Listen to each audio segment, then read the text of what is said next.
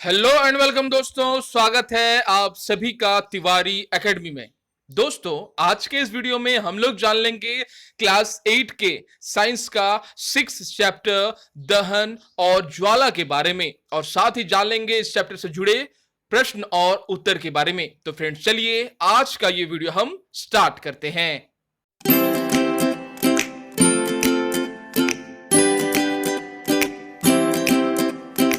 तो फ्रेंड्स, जैसा आप सभी देख पा रहे हैं, इस चैप्टर का हेडिंग है दहन और ज्वाला। तो फ्रेंड्स, चलिए सबसे पहले हम जान लेते हैं कि आखिर इस चैप्टर में आपको कौन सी बातें बताई गई हैं। तो फ्रेंड्स, इस चैप्टर में आपको दहन के बारे में बताया गया है, ज्वाला के बारे में बताया गया है, दहनशील पदार्थों के बारे में बताया गया है, दहन को होने के लिए वे कौन कौन से अवयव हैं जिनकी जरूरत होती है, ठीक है ना। साथ में आपको ज्वलन ताप के बारे में बताया गया है, किसी भी मनुष्य के शरीर में आग पकड़ लेने से किस प्रकार से उस आग का हम नियंत्रण कर सकते हैं, उसके बारे में भी आपको बताया गया है। साथ में आपको विद्युत जो इलेक्ट्रिकल फायर होते हैं उसे हमें किस तरह से कंट्रोल करनी चाहिए, किस तरह से उन पर हम नियंत्रण पा सकते हैं, उनके बारे में भी आपको बताया गया है। साथ में अग्निशामक यंत्र के बारे में बताया गया है, और साथ में आपको यह भी बताया गया है कि लॉ किसे कहते हैं, वो कौन सा लॉ है जिसे स्वर्णकार किसी भी वस्तु को पिघलाने के लिए उसका इस्तेमाल करते हैं। साथ में आपको माचिस के बारे में भी बताया गया है, ईंधन के बारे में बताया गया है, दहन के प्रकार के बारे में बताया गया है, और साथ में एलपीजी के बारे में और सीएनजी के बारे में ही बताया गया है, ठीक है ना। तो फ्रेंड्स, यह जो चैप्टर है आपको आने वाले फ्यूचर्स में अगर आप फायर और सेफ्टी इंजीनियरिंग अगर लेकर पढ़ते हैं तो यह चैप्टर काफी हेल्पफुल होने वाला है। तो फ्रेंड्स, अब हमें इस चैप्टर में समझ लेना है कि आखिर दहन किसे हम कहते हैं और किसे हम कहते हैं ज्वाला, ठीक है ना, जैसा आप सभी देख पा रहे हैं। तो फ्रेंड्स, दहन किसी भी पदार्थ का जब ऑक्सीजन के साथ विक्रिया होता है तो वह तैयार करती है, निर्गत करती है प्रकाश को, ऊष्मा को, उसे हम कहते हैं दहन। ध्यान देने वाली बात है फ्रेंड्स, दहन हर वस्तु में क्या हो सकती है। तो फ्रेंड्स, दहन होने के लिए जो पदार्थ की हमें आवश्यकता होती है उसे हम कहते हैं दहनशील पदार्थ। अब आपको जानना है कि ये दहनशील पदार्थ क्या है। तो दहनशील पदार्थ वे पदार्थ हैं जिसमें आग पकड़ सकती है, ठीक है ना, जो उस ऑक्सीजन के साथ जिनका विक्रिया हो सकता है, प्रकाश को तैयार करते हैं, ऊष्मा को तैयार कर सकते हैं, ठीक है ना, वे दहनशील पदार्थ हैं। जैसे लकड़ी, कोयला है, कागज है, जितने भी आग पकड़ने वाले सामान हैं, कपड़े हैं, ये सभी दहनशील पदार्थ हैं जिसमें आग पकड़ सकती है। अब वे कौन से पदार्थ हैं जिसमें आग नहीं पकड़ सकती है। तो फ्रेंड्स, आप सभी जानते हैं पत्थर में आग नहीं पकड़ सकती है, पत्थरों से आग जलाया जाता है लेकिन पत्थरों में आग नहीं पकड़ सकती है, ठीक है ना। इसके अलावा आप बोल सकते हैं जो मेटल है, जो धातु है, उसमें आग पकड़ नहीं सकती है, वह गल जाती है, ठीक है ना, वह पिघलने लगती है लेकिन वह उसमें आग नहीं पकड़ सकती है। ध्यान देने वाली बात है, ठीक है ना। दहन जो है अब कितने प्रकार की हो सकती है, इसे आपको समझना है। दहन, ध्यान देने वाली बात है फ्रेंड्स, दहन हो सकती है ज्वाला के रूप में, ठीक है ना। दहन हो सकती है ज्वाला के रूप में जिसमें आपको अग्निशिखा, ज्वाला का मतलब होता है अग्निशिखा, जिसमें आपको एक शिखा की प्राप्ति होती है, ठीक है ना। इस प्रकार के किसी भी अगर शिखा की प्राप्ति होती है तो उसे हम ज्वाला कहते हैं, ठीक है ना। निर्दिष्ट एक आकार की अगर हमें प्राप्ति होती है तो वह ज्वाला होता है, ठीक है ना। और जो कोयले के, ठीक है ना, बहुत ऐसे समय देखा गया है कोयला से हमें एक शिखा तो मिलता है लेकिन कोयले का वह अवस्था जब वह धधकता रहता है, ध्यान देने वाली है बात है, जब भी कोयला धधकता रहता है तो उसमें से हमें सिर्फ ऊष्मा मिलती है। ध्यान देने वाली बात है, उसमें से हमें कोई लौ जो है वो हमें प्राप्त नहीं होती है। लौ, ज्वाला का मतलब होता है साधारण शब्दों में अग्नि शिखा, ठीक है, जिसमें से हम किसी भी शिखा को हमें प्राप्ति होती है वह ज्वाला कहलाता है। अब हमें जान लेना है कि वह पदार्थ जो ऑक्सीजन के साथ विक्रिया करता है और प्रकाश की और एनर्जी की उत्पत्ति करता है, उसे हम कह रहे हैं दहन। ठीक है ना। तो दहन क्या है फ्रेंड्स? दहन एक रासायनिक प्रक्रम है जिसमें पदार्थ ऑक्सीजन से अभिक्रिया कर ऊष्मा देता है, दहन कहलाता है। तो फ्रेंड्स, अब सवाल आता है कि हमारे आसपास में क्या ऑक्सीजन उपस्थित है? तो फ्रेंड्स, आप सभी जानते हैं हमारा जो यह पृथ्वी है ऑक्सीजन से ही वायुमंडल से घिरा हुआ है। ठीक है ना। और वायुमंडल में ऑक्सीजन का परिमाण क्या है, इसके बारे में भी आप जानते हैं। ठीक है ना। अब है आपको जान लेना कि क्या सभी पदार्थ दहनशील हैं, क्या सभी पदार्थ जल रहे हैं हमारे आसपास? तो फ्रेंड्स, याद रखने वाली बात है कि वे पदार्थ दहनशील होते हैं जो ऑक्सीजन के साथ विक्रिया करके प्रकाश ऊष्मा दे रहे होते हैं, दहनशील पदार्थ हैं। सभी पदार्थ दहनशील नहीं होते हैं, जैसा मैंने आपको बताया पत्थर के बारे में या फिर मेटल्स के बारे में बताया, धातुओं के बारे में बताया। ठीक है ना। वे दहनशील नहीं है। हमारे आसपास के पदार्थ तो नहीं जल रहे हैं। ध्यान देने वाली बात यह है फ्रेंड्स कि कोई भी वस्तु तभी जल सकती है, दहनशील पदार्थ तभी जल सकती है जब वह एक निर्दिष्ट तापक्रम को प्राप्त करती है।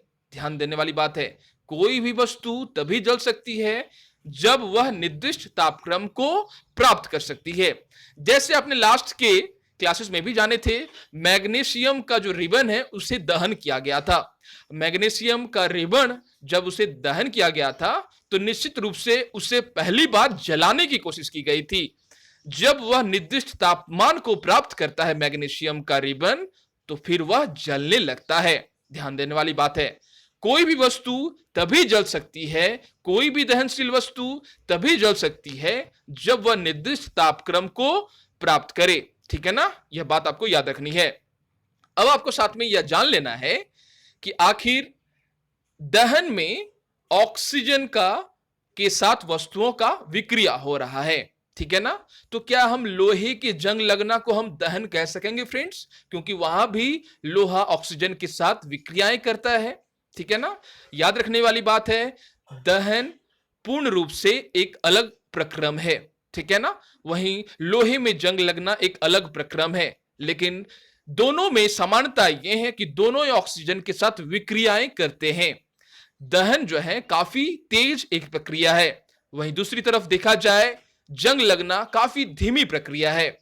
जंग तो हमारे घर के तापमान में भी लग सकती है, लेकिन दहन होने के लिए हमें एक निर्दिष्ट तापमान पर उस वस्तु को पहुंचना पड़ेगा जिससे वह जल सके। ठीक है ना। इससे आपको समझना है। ठीक है ना। और दहन में होता क्या है, दहन के बाद हमें राख की प्राप्ति होती है, वस्तु पूरी तरह से जल चुका होता है। वहीं दूसरी तरफ जो होते हैं, जंग में होता क्या है, लोहे में जब जंग पड़ती है तो हमें राख की प्राप्ति नहीं होती है, हमें प्राप्त होती है एक अलग पदार्थ की जिसे हम जंग कह रहे हैं। ठीक है ना। याद रखना है आपको इन बातों को। तो लोहे में जंग लगना और दहन पूर्ण रूप से अलग प्रक्रिया है। दोनों में सिर्फ समानता यही है कि दोनों में ऑक्सीजन का इस्तेमाल हो रहा है। ठीक है ना। आप सभी जानते हैं हमारे चारों तरफ ऑक्सीजन जो है भरपूर मात्रा में है। दहन होने के लिए ऑक्सीजन की मात्राएं चाहिए होती हैं और साथ में जरूरत होती है ईंधन की। ईंधन यानी वह कागज, वह कपड़ा, वह पदार्थ जिसमें आग पकड़ सके, या फिर वह लकड़ी का टुकड़ा जिसमें आग जल रही होती है। ध्यान देना है। क्या बिजली के तारों में आग लग सकती है फ्रेंड्स? तो इसका उत्तर होगा हाँ, बिजली के तारों में भी शॉर्ट सर्किट से आग लग सकती है। तो फ्रेंड्स, अब हम लोग आगे बढ़ेंगे और जान लेंगे कि आखिर दाह्य पदार्थ क्या होते हैं। तो फ्रेंड्स, वे पदार्थ जिसमें जो ऑक्सीजन के साथ विक्रिया करती हैं, जो जल सकते हैं, ऑक्सीजन के साथ विक्रिया करके जल सकती हैं। ठीक है ना। ऊष्मा हमें दे सकती है, हमें एनर्जी दे सकती है, वे सभी दाह्य पदार्थ हैं। ठीक है ना। समझना है आपको बातों को। अब आपको जान लेना है कि आखिर दाह्य शब्द का क्या मतलब होता है। जिस पदार्थ का दहन होता है, जो पदार्थ जल रही होती है, ठीक है ना, उसे ही हम दाह्य कहते हैं। दाह्य पदार्थ, जो पदार्थ दाह्य करती है, जो पदार्थ जल सकती है। ठीक है ना। याद रखना है। और दहन एक प्रक्रम है, ठीक है ना। तीनों फ्रेंड्स अलग अलग बातें हैं। दाह पदार्थ अलग हुआ, दाह है जब वस्तुएं जलती हैं वो हुआ दहन या दाह है, और दहन जो होती है वो पूरी तरह से एक प्रक्रम है जिसमें दाह पदार्थ का बिल्कुल पूरी तरह से वे संपर्क में आती हैं ऑक्सीजन के साथ, ठीक है ना, और एक रासायनिक प्रक्रम के माध्यम से एक निर्गत करती हैं ऊष्मा का और प्रकाश का। यह बात आपको समझनी है फ्रेंड्स। लेकिन हमारे आसपास की चारों तरफ की जो वस्तुएं हैं वो नहीं जलती हैं, क्योंकि वह उस ताप को नहीं प्राप्त करती हैं जो दहन के लिए आवश्यक है। आप सभी ये जानते हैं फ्रेंड्स कि आखिर हमारे शरीर में भी ऊर्जा की आवश्यकता पड़ती है। तो हम क्या करते हैं, हम भोज्य पदार्थ को ग्रहण करते हैं। भोज्य पदार्थ का विखंडीकरण होता है, ठीक है ना, वो जटिल से सरल पदार्थों में उनका विघटन होता है और हमें प्राप्ति होती है एनर्जी की। ध्यान देने वाली बात है फ्रेंड्स, अब आपको जान लेना है कि आखिर दहन के लिए कौन कौन सी अवयव या कौन कौन सी बातें जो है वो जरूरी होती है, ठीक है ना, वो याद रखना है। तो फ्रेंड्स, दहन होने के लिए सबसे पहला जो पदार्थ है, जो अवयव है, वो जरूरी होता है दहनशील पदार्थ का। जिस दहनशील पदार्थ में आग पकड़ सकेगी, ठीक है ना, वह लोहा का नहीं होगा फ्रेंड्स, वह दहनशील पदार्थ का होगा। ध्यान रखना है, वह कागज हो सकता है, वह लकड़ी के टुकड़े हो सकते हैं, मोमबत्ती हो सकता है, ठीक है ना। बहुत सारे पदार्थ हैं जिसमें आग पकड़ सकती है, उसे हम दहनशील पदार्थ कह रहे हैं। दहनशील पदार्थ दहन के लिए हमें सबसे पहले ईंधन की जरूरत होती है। अगर किसी बिल्डिंग में अगर आग लग गई है तो वह पूरी बिल्डिंग, वह पूरा कमरा, ठीक है ना, दहनशील पदार्थ होगा। ध्यान देने वाली बात है, अगर बिजली के तारों में अगर शॉर्ट सर्किट के माध्यम से अगर आग लग जाती है तो बिजली का जो पूरा तार है, ठीक है ना, वह पूरा तार, पूरा बोर्ड दहनशील पदार्थ होगा। ध्यान देने वाली बात है, यानी ईंधन के रूप में हमें दहनशील पदार्थ को हम ईंधन के रूप में कह रहे हैं। यानी दहन के लिए हमें ईंधन की जरूरत होती है। दूसरी जरूरत होती है ऊष्मा की, ठीक है ना, हीट की। ऊष्मा क्या करेगी, उस वस्तु को उसके उस तापमान तक ले जाएगी जिस तापमान तक वह जाकर जल सकेगा। इसीलिए हमें जरूरत होती है ऊष्मा की। और तीसरी सबसे इंपॉर्टेंट जरूरत होती है ऑक्सीजन की, ठीक है ना। ऑक्सीजन की उपस्थिति में ही आग जो है जल सकती है। आपने यह बात लास्ट के चैप्टर्स में भी जाने थे कि ऑक्सीजन जो है किसी भी वस्तु को जलने में सहायता करती है। अगर इन तीनों में ईंधन हो या फिर ऊष्मा हो या फिर ऑक्सीजन हो, इन तीनों में से किसी एक को अगर हटा लिया जाता है तो उसे हम क्या कहते हैं, उसे हम कह रहे हैं कि फायर को, यानी आग को बुझा सकता है, ठीक है ना। इन तीनों अवयवों में से कोई भी अवयव हम जब हटा लेते हैं तो इससे आग बुझ सकती है। तीनों पदार्थों का सम्मिलित रूप को हम कहते हैं फायर ट्रायंगल। यह बात भी आपको याद रखनी है फ्रेंड्स। जब भी दहन के लिए आवश्यक वस्तुएं होती हैं जो फ्यूल के रूप में, ईंधन के रूप में, ऊष्मा के रूप में और ऑक्सीजन के रूप में, ठीक है ना। अब आपको जान लेना है कुछ बातें कि कैसे दहन के लिए ऑक्सीजन जो है वो आवश्यक है। आपको एक क्रियाकलाप के माध्यम से आपको बताया गया है, ठीक है ना, कि आखिर दहन के लिए आपने जाना ईंधन की जरूरत होती है, ठीक है ना। साथ में आपने जाना ऊष्मा की जरूरत होती है, हीट की जरूरत होती है। किस प्रकार से ऑक्सीजन की जरूरत होती है दहन के लिए वो आपको एक प्रयोग के माध्यम से बताया गया है। एक आप देख पा रहे हैं यहां पर एक मोमबत्ती जो है वो रखा गया है और कांच की चिमनी जो है वो रखी गई है। ऊपर दोनों तरफ से वह खुली हुई है, देख पा रहे हैं, ऊपर से खुला हुआ है, नीचे से भी खुला हुआ है। इस तरह से उसे व्यवस्था की गई है, देख पा रहे हैं आप, ठीक है ना।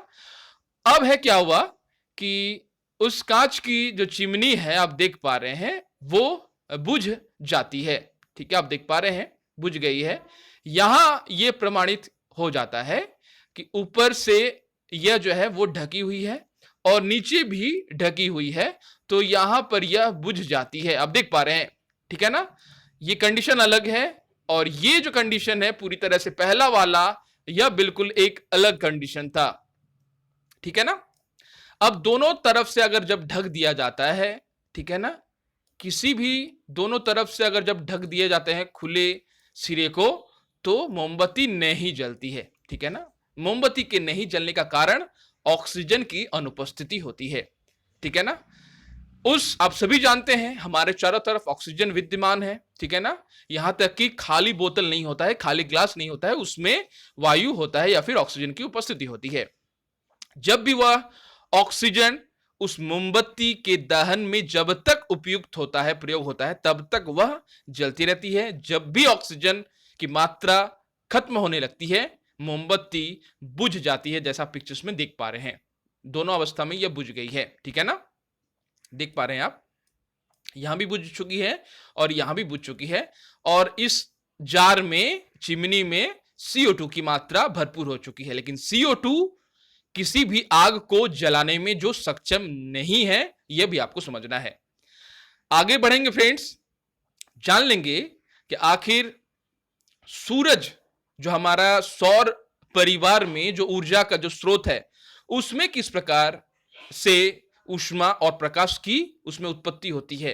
तो फ्रेंड्स, आप सभी जानते हैं सूरज जो है एक, उसे हम आग का गोला कहते हैं। उसमें ऊष्मा और प्रकाश नाभिकीय अभिक्रियाओं के द्वारा उत्पन्न होता है। साथ में आपको इस बारे में आप हायर के क्लासेस में भी आप इसके बारे में पढ़ेंगे, ठीक है ना फ्रेंड्स। अब आपको जान लेना है कि जब भी किसी ऐसे व्यक्ति जिसके शरीर में आग लगी हुई है, मान लेते हैं, ठीक है ना, आग पकड़ लेती है जिसे, तो फिर क्या होता है, तो उसे हम तुरंत क्या करते हैं, कंबल द्वारा लपेट देते हैं। इसके पीछे का रीजंस क्या है फ्रेंड्स? कंबल द्वारा लपेटने का कारण यह है कि जो आग है ना, उसे पर्याप्त रूप से ऑक्सीजन जो है नहीं मिल पाता है, ठीक है ना। जैसे ही कंबल हम लपेट देते हैं, आग को ऑक्सीजन नहीं मिल पाता है और आग जो है पूरी तरह से बुझ जाती है। और यहां भी आपने इसका मतलब प्रयोगों के द्वारा देख लिया कि जो ऑक्सीजन है वो किस प्रकार सहायता करती है किसी भी आग को बढ़ावा देने में, ठीक है ना, या फिर आग को कंटिन्यूअस रखने में। इसीलिए किसी भी जलते हुए आदमी के शरीर में हम क्या करते हैं, कंबल जो है उसे कंबल द्वारा ढक देते हैं ताकि आग को पर्याप्त मात्रा में ऑक्सीजन ना मिले, उसका कट आउट हो जाए ऑक्सीजन का। किसके साथ कट आउट हो जाए, ध्यान से समझना है, आग का, ठीक है ना, आग का ऑक्सीजन के साथ कट आउट हो जाता है। यह कंबल कौन करता है कट आउट, कौन उसे रोक देता है, तो यह कंबल ऑक्सीजन को आग तक नहीं पहुंचने देता है, ठीक है ना। इसीलिए आग जो है वह बुझ जाती है। आपने देखा होगा, इसीलिए कई बार ऐसे भी सलाह दी जाती है कि जब भी किसी बंद कमरे में अगर आग जलाकर नहीं सोना चाहिए, ठीक है ना, क्योंकि उत्पन्न जो CO2 होते हैं उससे भी आग बुझ जाती है। ध्यान देना है फ्रेंड्स, CO2 गैस एक ऐसी गैस है जिससे आग बुझ जाती है। यह बात भी आपको आगे चलकर आप जान पाएंगे वीडियो में, ठीक है ना। किसी भी ऐसा कमरा जिसमें CO2 उत्पन्न हो रही हो, लकड़ी कोयला को जलाकर आपको उस बंद कमरे में नहीं सोना चाहिए, ठीक है ना। और नहीं सोने का कारण दम घुटने से मृत्यु हो सकती है उस व्यक्ति की, ठीक है ना। उसे पर्याप्त मात्रा में ऑक्सीजन नहीं मिलेगा। जब तक ऑक्सीजन रहेगा कमरे में तब तक वह आदमी जो है वो जीवित रहेगा। जैसे ही पूरे कमरे में CO2 की पूरी मात्रा हो जाती है, उससे सांस लेने में काफी कष्ट होगा और फिर धीरे धीरे उस व्यक्ति की मृत्यु हो सकती है। आगे बढ़ेंगे फ्रेंड्स और जान लेंगे कि आखिर आप सभी जानते हैं कि गर्मी के दिनों में बहुत बार आपने सुना भी होगा, न्यूज में भी पढ़ा भी होगा, वन में, जंगल में आग लग जाती है, ठीक है ना। वो कैसे हो पाता है, आप सभी जानते हैं, घर्षण के माध्यम से, ठीक है ना। घर्षण होते हैं बहुत बार और साथ में काफी गर्मी जो होती है वो जला देती है पहले सूखे पत्तियों को। याद रखना है, किसी भी सूखे लकड़ी के अगर कोई भी टुकड़े होते हैं, मान लेते हैं ये सूखा हुआ लकड़ी का टुकड़ा है, ठीक है ना, और यहां पर यह जो है सूखी हुई घास है, ठीक है ना। तो सबसे पहले आपको जान लेना है, सूखी हुई घास में ही सबसे पहला आग जो है इस पर पकड़ेगी, न कि इस लकड़ी पर। दोनों ही सूखा है। पीछे का कारण क्या है फ्रेंड्स, याद रखना है, किसी भी वस्तु में आग तभी पकड़ता है जब वह निर्दिष्ट तापक्रम तक पहुंचता है। मैंने आपको वीडियोस के स्टार्टिंग में ही बताई थी, ठीक है ना। अब आपको जान लेना है कि इस सूखी पत्तियों में सबसे पहले, सूखी घासों में सबसे पहले आग जो है वो लगती है। इसका जो ज्वलन ताप होता है कम होता है, ठीक है ना।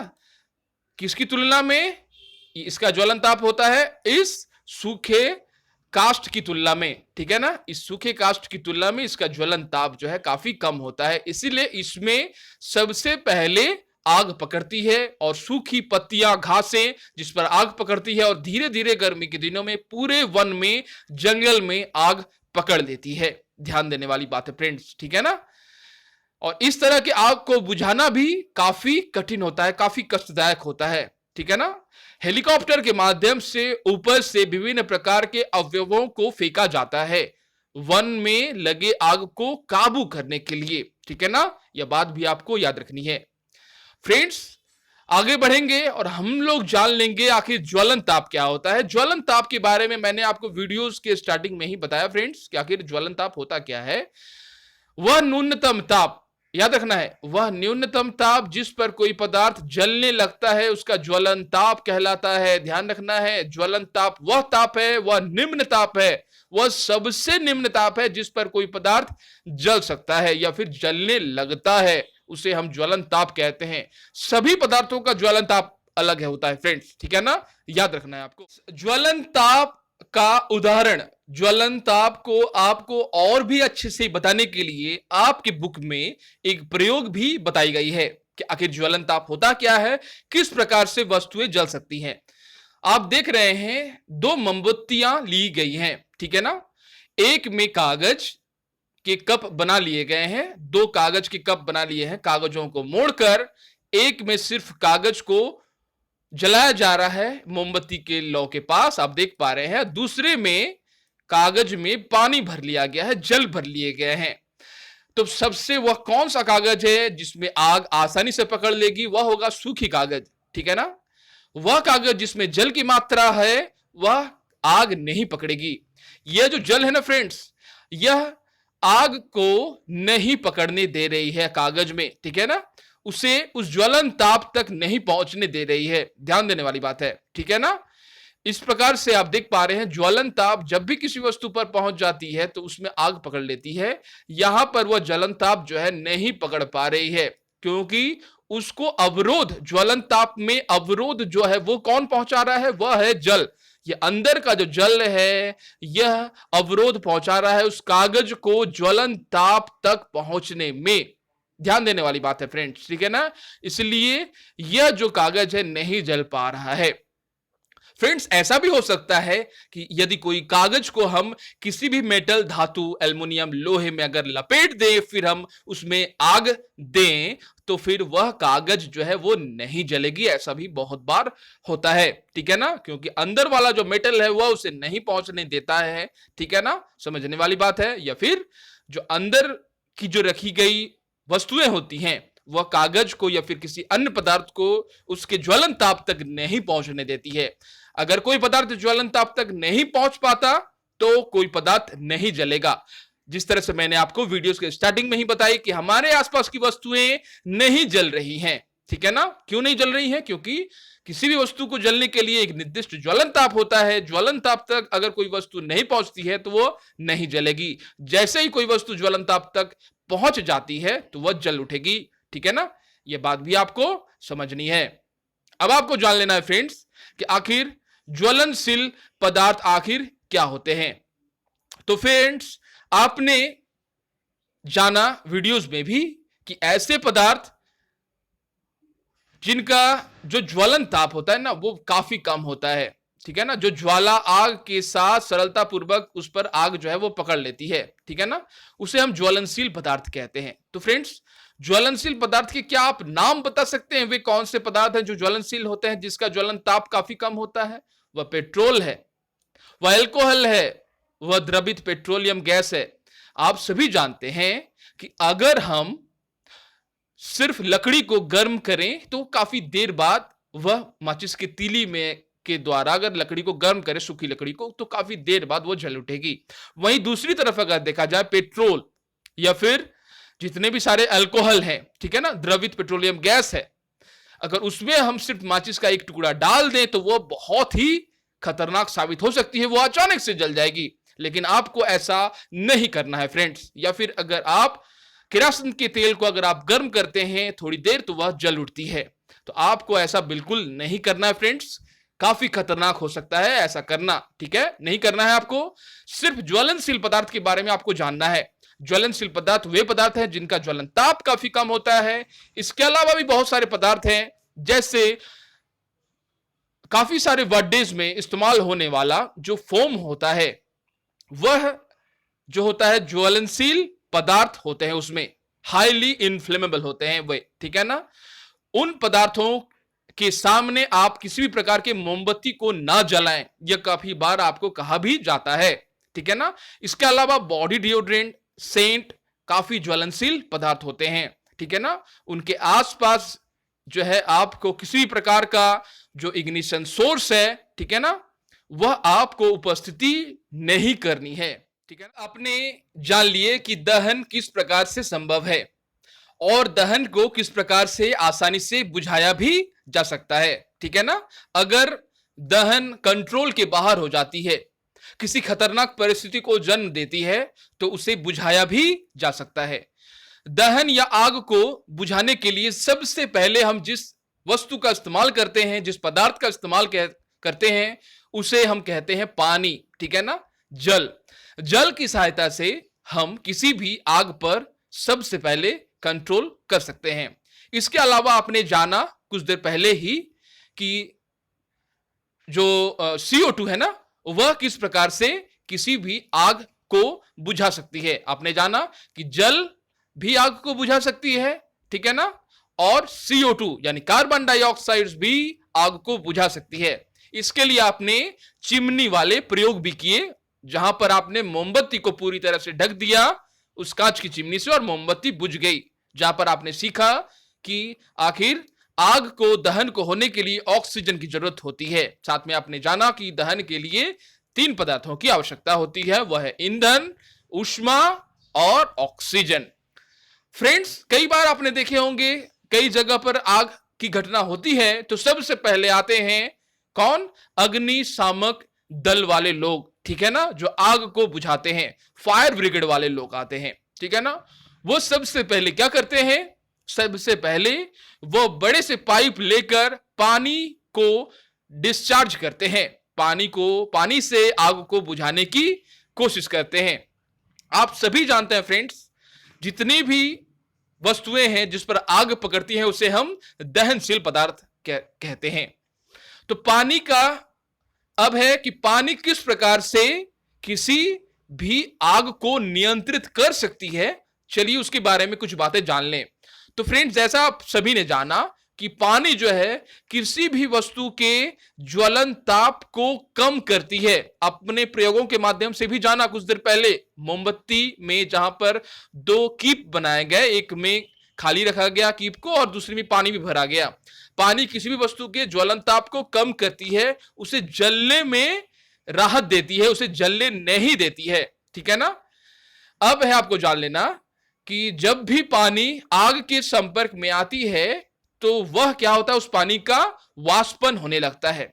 और वाष्पन वह प्रक्रिया है जिसमें छोटे छोटे जल के कण जो है वो आग के चारों तरफ हो जाते हैं, जिससे आग का जो संपर्क है वो ऑक्सीजन से टूट जाता है और आग जो है वह बुझ जाती है, ठीक है ना।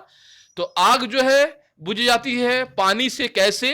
क्योंकि जो पानी है वह किसी भी पदार्थ का जो ज्वलन ताप है वह कम कर देता है। आप देख पा रहे हैं पिक्चर्स में भी किस प्रकार इस अग्निशामक जो दल है उसमें से एक आदमी ऊपर से भी आप दूर में देख पा रहे हैं पिक्चर्स में, दूर से वह पानी का छिड़काव कर रहा है। आप देख पा रहे हैं पिक्चर्स में फ्रेंड्स, ठीक है ना। पाइपों के माध्यम से वह उस ज्वलन वाली जो वस्तु है उसका जो ताप है उसका कम कर रहा है, ठीक है ना। और यहां भी सामने आप देख पा रहे हैं किस प्रकार से पानी को डिस्चार्ज किया जा रहा है ताकि जलने वाली जो पदार्थ है उसमें पानी का विस्तार हो सके। पानी जब भी आग के साथ कांटेक्ट करती है तो एक जलवाष्प का एक लेयर बनाती है, ठीक है ना। उस जलवाष्प का लेयर बिल्कुल उस कंबल की तरह काम करता है, ठीक है ना। उस कंबल की तरह, उस चादर की तरह, उस परत की तरह काम करता है, जिसके बारे में हमने कुछ देर पहले पढ़े कि किसी भी वस्तु में, किसी भी आदमी को जब आग लग जाती है तो हम लोग कंबल द्वारा ढक देते हैं, और आग जो है अब संपर्क टूट जाता है आग का ऑक्सीजन के साथ। बिल्कुल इसी तरह यह जलवाष्प जो है वह संपर्क को तोड़ देती है, ठीक है ना, ऑक्सीजन के साथ आग का, और वस्तु को ठंडा कर देती है, जिससे आग जो है पूरी तरह से बुझ जाता है, ठीक है ना। जिस प्रकार से आप देख पा रहे हैं, जल जो है ज्वलनशील पदार्थों को ठंडा करता है, जिससे उनका ताप ज्वलन ताप से कम हो जाता है। ऐसा करने से आग का फैलना रुक जाता है, ठीक है ना। यह बात भी आपको याद रखनी है। जलवाष्प ज्वलनशील पदार्थों को घेर लेता है, जिससे वायु की आपूर्ति बंद हो जाती है और आग बुझ जाती है, जैसा मैंने आपको कुछ देर पहले बताया। अब है कुछ बातें जो मैंने आपको वीडियोस की स्टार्टिंग में ही बताई कि दहनशील होने के लिए, आग को पकड़ने के लिए वे कौन सी पदार्थ या कौन से अवयव को होना चाहिए। वह है एक ईंधन, दूसरा वायु जिसमें ऑक्सीजन होते हैं प्रेजेंस, और ऊष्मा। ये तीन पदार्थों में से अगर आग को बुझाना है, अगर तीनों में से किसी भी अगर हम एक पदार्थों को हटा दें, किसी भी एक अवयव को हम निकाल देते हैं, रोक देते हैं, ठीक है ना, तो आग बुझ जाती है। जैसा आपने कुछ देर पहले ही जाना कि यहां पर फायर ब्रिगेड आप देख पा रहे हैं कि इस तरह पानी का छिड़काव करके आग को कंट्रोल कर रहे हैं। इससे क्या हो रहा है, ऑक्सीजन जो है वह उसका संपर्क आग से टूट जा रहा है और आग बुझ जा रही है, वस्तुएं ठंडी पड़ जा रही हैं। जलवाष्प का उत्पन्न होना जो कि घेर ले रही है आग को पूरी तरह से, और उसका संपर्क जो है ऑक्सीजन के साथ टूट जा रहा है, ठीक है ना। फ्रेंड्स, अब आपको जान लेना है कि सभी परिस्थितियों में भी पानी को डालना, पानी का छिड़काव यह उपयुक्त नहीं है। तो फिर हम क्या करें, तो इसके लिए आपको जैसे इस्तेमाल करना है CO2 यानी कार्बन डाइऑक्साइड का। आप सभी जानते हैं बिजली के ऐसे आग जिसमें बिजली के तार, ठीक है ना, या फिर विद्युतीय विभिन्न प्रकार के उपकरण शामिल हो, ऐसे आग जिसमें विद्युत के उपकरण शामिल हो या विद्युत के शॉर्ट सर्किट से, तारों के शॉर्ट सर्किट से जो आग फैलती हो, उसमें हम पानी का कभी भी इस्तेमाल नहीं कर पाएंगे। कारण क्या, पानी एक सबसे अच्छा सुचालक होता है विद्युत का, ठीक है ना। ऐसा अगर हम करेंगे तो जो कर रहे व्यक्ति उससे हानि हो सकती है, उसकी मृत्यु तक हो सकती है, क्योंकि पानी जो है वो विद्युत का सुचालक होता है। आपको समझना है, ठीक है ना, इन बातों को। इसलिए हम क्या करते हैं, उपयोग करते हैं CO2 का यानी कार्बन डाइऑक्साइड्स का ऐसे सिलेंडर जिसे हम अग्निशामक यंत्र कहते हैं। आप देख पा रहे हैं एक सिलेंडर नुमा एक स्ट्रक्चर है, ठीक है ना। ये कहां पर स्थित होते हैं फ्रेंड्स, ये ज्यादातर दरवाजों के किनारे, आपने कई बार शॉपिंग मॉल्स वगैरह में देखे होंगे, या फिर बसेस में भी देखे होंगे और ट्रेन में भी देखे होंगे, ठीक है ना। दरवाजों के पास ये बिल्कुल इसका इंस्टॉल होता है ये, ठीक है ना, और इसे आसानी से प्रयोग किया जा सकता है, ठीक है ना। इसे हम लोग अग्निशामक यंत्र, फायर एक्सटिंग्विशर्स कहते हैं। इसमें CO2 के अलावा भी बहुत सारे कंपोनेंट हैं जो भरी हुई होती है। ज्यादातर जो होते हैं वो CO2 वाले या फिर ड्राई केमिकल पाउडर होते हैं। CO2 यानी कार्बन डाइऑक्साइड भी किस तरह से आग को बुझा सकता है आपने जाना, ठीक है ना। अगर कार्बन डाइऑक्साइड का हम उपयोग करें, CO2 का अगर हम उपयोग करते हैं किसी भी आग पर, आग को बुझाने के लिए, तो CO2 क्या करती है, आग को कंबल की तरह से लपेट लेती है, और फिर उस आग का ऑक्सीजन के साथ संपर्क टूट जाता है और आग पर नियंत्रण हो जाता है, और आग जो है पुनः धीरे धीरे खत्म हो जाती है उस वस्तु से, ठीक है ना। समझना है आपको बातों को। अब आपको जान लेना है दहन के प्रकार के बारे में। दहन के बारे में आपने जान लिया कि दहन किस प्रकार से हो सकती है किसी वस्तु में, दहन को होने के लिए कौन कौन से अवयवों की जरूरत होती है। अब आपको जान लेना है दहन के प्रकार। तो फ्रेंड्स, दहन का जो सबसे पहला प्रकार है उसे हम कह रहे हैं तीव्र दहन। तीव्र दहन क्या है फ्रेंड्स, जब भी किसी भी गैस को, ठीक है ना, कोई भी गैस जब तेजी से जलने लगती है और प्रकाश और ऊष्मा को तैयार करती है, उत्पन्न करती है, तो इस प्रकार का दहन वह तीव्र दहन कहलाता है, ठीक है ना। जब भी आप देख पा रहे हैं कि जो LPG होता है या फिर जितने भी सारे गैस स्टोव होते हैं, उसमें से जब गैस बाहर निकलने लगती है तो क्या होता है, लाइटर का इस्तेमाल होते हैं जनरली घरों में, तो धीरे से लाइटर जैसे ही लाइटर उस पर दिया जाता है तो आग पकड़ लेती है। यह दहन तीव्र दहन होती है, ध्यान रखना है। इसके अलावा दहन का एक और प्रकार होता है जिसे हम स्वतः दहन कह रहे हैं। स्वतः दहन में किसी भी प्रकार के ऊष्मा के सोर्स की प्रत्यक्ष रूप से ऊष्मा के सोर्स की यानी किसी भी प्रकार से उस पदार्थ को जलाकर दहन नहीं किया जा सकता है, वह खुद ही खुद जलने लगती है, जिसे हम स्वतः दहन कहते हैं। एग्जाम्पल के रूप में कहा जाए, फास्फोरस को आप जला नहीं पाते हैं, वो वायु के कांटेक्ट में आकर ही खुद जलने लगता है, जिसे हम स्वतः दहन कह रहे हैं। लेकिन तीव्र दहन में आप इस्तेमाल कर रहे हैं किसी ऊष्मा के सोर्स का, ध्यान देना है, ऊष्मा के सोर्स का इस्तेमाल कर रहे हैं आप तीव्र दहन में, जो काफी फास्ट होती है, काफी तेज होती है, जल्दी से वो फैलने लगती है, तीव्र दहन कह रहे हैं हम उसे, ठीक है ना। दहन और तीव्र दहन में क्या अंतर है? दहन तो किसी भी पदार्थ में हो सकती है फ्रेंड्स, लेकिन तीव्र दहन में दहन होने के बाद इसके बाद का जो क्षेत्र है वो बहुत तेजी से फैलने वाला होता है, ठीक है ना, याद रखना है।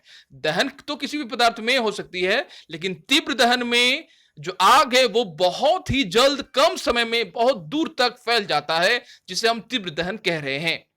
स्वतः दहन में किसी भी प्रकार के ऊष्मा के स्रोत की हमें आवश्यकता नहीं होती है, पदार्थ खुद व खुद जलने लगता है, जिसे हम स्वतः दहन कह रहे हैं। उदाहरण के रूप में फास्फोरस का जलना, वह भी वायु की उपस्थिति में।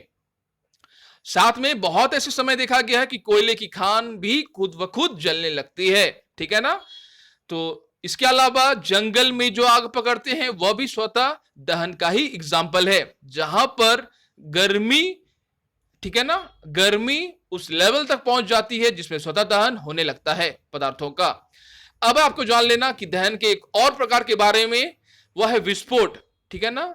विस्फोट में होता क्या है? इस प्रकार के दहन में आवाज जो है काफी मात्रा में निकलती है। सबसे पहली बात, आवाज का पैदा होना, ऊष्मा और प्रकाश का पैदा होना, ठीक है ना। ऊष्मा, प्रकाश और आवाज का पैदा होना, यह विस्फोट जैसे दहन की सबसे बड़ी विशेषताएं होती है, ठीक है ना। विस्फोट भी एक दहन है जिसमें ऊष्मा और प्रकाश और आवाज काफी भारी मात्रा में, काफी तेज मात्रा में उत्पन्न होते हैं। आवाज इतनी जोरदार होती है कि घर तक हिल सकते हैं, ध्यान देना है। कांच के शीशे भी टूट सकते हैं, इतनी जोरदार होती है, ठीक है ना। उसे हम विस्फोट कह रहे हैं। यह पूर्ण रूप से एक विक्रिया होती है, एक रासायनिक विक्रिया ही होती है। समझना आपको बातों को, जान, ठीक है ना। तो फ्रेंड्स, साथ में आपको यह बात जान लेनी है कि आग का जो जलना होता है यह एक पूरी तरह से रासायनिक प्रक्रिया है, ठीक है ना। रासायनिक प्रक्रिया में होता है क्या है? पदार्थ का परिवर्तन होता है, एक नए पदार्थ की सृष्टि होती है। इसके बारे में आपने लास्ट के क्लासेस में भी जाने थे, ठीक है ना। रासायनिक प्रक्रिया के कारण ही नए पदार्थों की सृष्टि होती है, और रासायनिक पदार्थ का सबसे अच्छा उदाहरण, ठीक है, क्या है? वह है आग का जलना। आपने क्लास 6 में भी पढ़े थे, क्लास 7 में भी और क्लास 8 में भी, ठीक है ना। आपने जान लिया था कि जब भी हम रोटी को सेकते हैं, ठीक है ना, या फिर आप जानते हैं किसी भी पदार्थ का पकना, भात, राइस हो, दाल हो, किसी पदार्थ का पक जाना, उसका रासायनिक परिवर्तन होता है, ठीक है ना, याद रखना है। कोई भी पदार्थ जिसे हम काट दें, उसका आकार बदल दें, जैसे लकड़ी के टुकड़े को अगर हम काट दें तो वह रासायनिक परिवर्तन नहीं है। लकड़ी पूर्ण अवस्था में ही लकड़ी है और काटी गई अवस्था में भी लकड़ी है। लेकिन किसी भी पदार्थ को जब आप जलाते हैं, ठीक है ना, जैसे अगर आप लकड़ी को जला देते हैं तो उत्पन्न पदार्थ होता है राख, जो एक रासायनिक परिवर्तन के कारण ही हमें मिलते हैं। राख एक नया पदार्थ है, राख से आप कभी भी लकड़ी तक नहीं पहुंच सकते हैं फ्रेंड्स, ठीक है ना।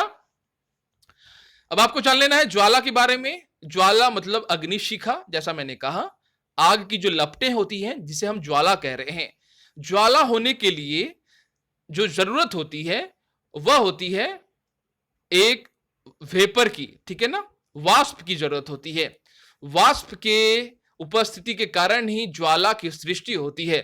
अगर वाष्प उपस्थित नहीं रहा तो ज्वाला की उपस्थिति नहीं होगी, तो सिर्फ ग्लो होगा, सिर्फ आग की जो एक लपट है वह आपको नहीं दिखाई देगी, सिर्फ एक प्रकाशमान प्रतीत होगा वह पदार्थ।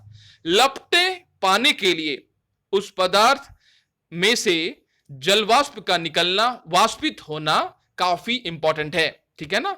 अगर कोई भी पदार्थ वाष्पित नहीं होता है तो फिर लौ की जो मात्रा है, आप देख पा रहे हैं, ज्वाला का जो शेप है, जो आकार है, वह आपको नहीं मिलेगा, ठीक है ना। आप देख पा रहे हैं, जैसे लकड़ी को भी हम जलाते हैं कि ज्वाला की एक सृष्टि होती है, ठीक है ना, उसमें वाष्पन होने की प्रक्रिया के कारण ही ऐसा होने लगता है, ठीक है ना फ्रेंड्स। आगे हम लोग जान लेंगे कि आखिर किस प्रकार से, यह आप देख पा रहे हैं अग्निशिखा, जिसमें बहुत सारे पदार्थों का विक्रिया हो रहा होता है, ठीक है ना। अग्निशिखा में आप सभी जानते हैं आग एक रासायनिक प्रक्रिया के फलस्वरूप उत्पन्न होने वाला पदार्थ है। साथ में आपको यह बात भी जान लेनी है फ्रेंड्स, जो आग है ना, वह एक प्लाज्मा पदार्थ के वर्गीकरण में हम उसे प्लाज्मा में वर्गीकृत कर सकते हैं। आग एक प्लाज्मा है, ठीक है ना वो ठोस है, ना वो द्रव्य है और ना वो गैस है, उसे हम प्लाज्मा के वर्ग में रखते हैं। यह बात भी आपको याद रखनी है फ्रेंड्स, ठीक है ना। साथ में आपको यह जान लेना है कि जब भी सुनार जो होते हैं ना, वह आग के किस लेयर का इस्तेमाल करते हैं, ठीक है ना, किस भाग का इस्तेमाल करते हैं, किसी भी सोने या फिर चांदी की धातु को पिघलाने के लिए, आप देख पा रहे हैं। तो यह जान लेना है आपको कि किसी भी आग जिसमें ज्वाला उठती है, लौ उठता है, तो उसके बाहरी जो आवरण है ना, उसका इस्तेमाल जो सुनार है वह सोना को या फिर चांदी को गलाने के लिए करता है, क्योंकि बाहरी जो भाग होता है लौ का, वो सबसे गर्म वाला भाग होता है, जैसा आप पिक्चर्स में भी देख पा रहे हैं। यहां आपको मोमबत्ती के ज्वाला के से उदाहरण देकर आपको समझाया जा रहा है, सबसे गर्म भाग बाहर वाला भाग होता है, इसका इस्तेमाल ही जो सुनार है वह किसी भी वस्तु को पिघलाने के लिए करते हैं। और कम गर्म वाला भाग जैसे ही हम अंदर की तरफ आते रहते हैं, ठीक है ना, बाहर से अंदर की तरफ, वह भाग जो है कम गर्म वाला होने लगता है। सबसे बाहर वाला भाग गर्मी वाला, और बीच वाला भाग कम गर्म वाला, और अंदर का सबसे अंदर वाला भाग सबसे कम गर्म का होता है, ठीक है ना। याद रखना है, सबसे बाहर वाला भाग ही नीला रंग का होता है, जिसमें पूर्ण दहन हो रहा है होता है, ठीक है ना। और मध्य वाला भाग जो कि पीला रंग का होता है, जिसमें आंशिक दहन होता है, यानी कुछ ही पदार्थों का दहन होता है। और लास्ट में काला वाला जो भाग होता है फ्रेंड्स, जिसमें बिना जली मोमबत्ती का सबसे आंतरिक क्षेत्र काला क्षेत्र कहलाता है, ठीक है ना, जिससे काजल वगैरह की भी आप देख पा रहे हैं काले वाले, आप किसी अगर धातु को अगर आप गर्म करें, ठीक है ना, मान लिया जाए ये धातु है, तो आप देखोगे कुछ देर बाद उसमें काले जैसे कालिख की प्राप्ति होती है, ठीक है ना, याद रखना है। साथ में फ्रेंड्स आपको यह बात भी याद रखनी है, जो ईंधन होते हैं ना, वह उसमें उपस्थित होते हैं हाइड्रोजन और कार्बन के अणु, ठीक है ना।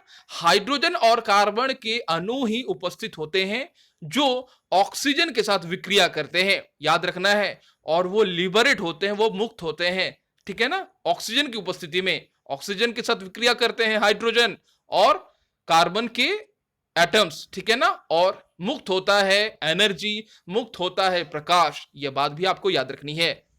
जनरली ईंधन में ऐसे होते हैं, ईंधन जो होता है वो किससे बना होता है, कार्बन और हाइड्रोजन के एटम से, ठीक है ना, याद रखना है आपको इन बातों को। अब आपको जान लेना है कि ईंधन हम किसे कहेंगे, ऐसे पदार्थ जो जल सकते हैं, ठीक है ना, जलकर हमें ऊर्जा एनर्जी दे सकते हैं, प्रकाश दे सकते हैं, उसे हम ईंधन कह रहे हैं। अब आपको जान लेना कि ईंधन भी कई प्रकार के हो सकते हैं फ्रेंड्स। ईंधन हो सकता है लिक्विड का, ईंधन हो सकता है सॉलिड का, ईंधन हो सकता है गैसियस फॉर्म्स में, तीनों ही फॉर्म्स में ईंधन हो सकते हैं, ठीक है ना, याद रखना है।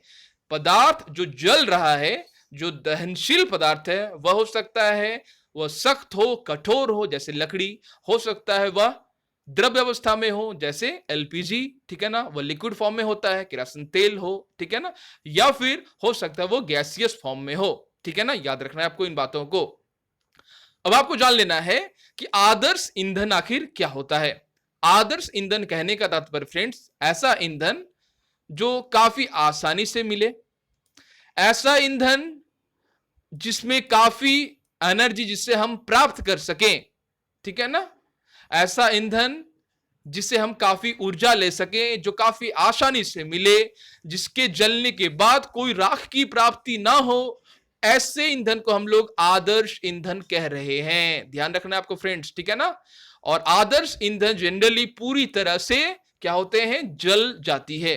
कोई राख, कोई भी अपशिष्ट पदार्थ अंत में नहीं बचता है, जिस प्रकार से लकड़ी या फिर कोयले में होते हैं, जो राख की प्राप्ति हमें होती है। आदर्श ईंधन में ऐसा नहीं होता है। याद रखना है आपको इन बातों को, ठीक है ना। अब हमें जान लेना है ईंधन की दक्षता के बारे में। ईंधन कितना दक्ष है एनर्जी को हमें देने के लिए, उसके बारे में आपको जानना है।